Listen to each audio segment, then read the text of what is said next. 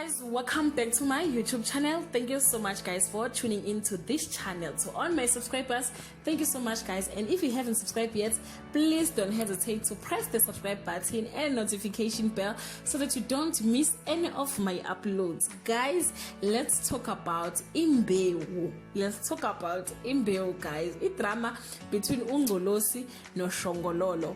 Yes, it was a culture ukuthi uMaZulu alali no Shongololo, and nakhona guys ngifuna ukwazi ukuthi was it necessary for them ukwenza abantwana aba more than 4 noma sibemtholile umfana owunganono. Yeah guys, ngifuna ukuthi niphendule lapho or nikhulume kuma comment section.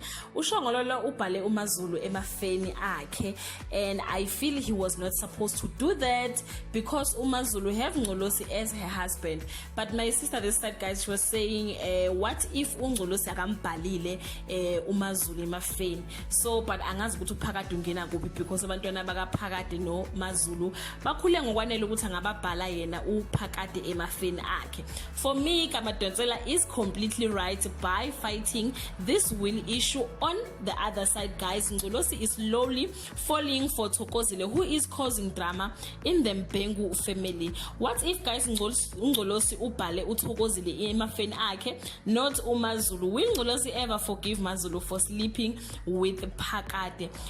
What I want to ask you guys ukuthi isiko lokwandisa umuzi womfowenu mayingabathola abantwana alunayo yini limit yokuthi ni stopper uma senithole abantwana abangake? And guys, lastly, would you advise Ungqolosi to date uThokozile aye kuMaZulu athandane nophakade? Angazi ke ukuthi kwenzekani ngodonsi intombi yakaMadonsela guys.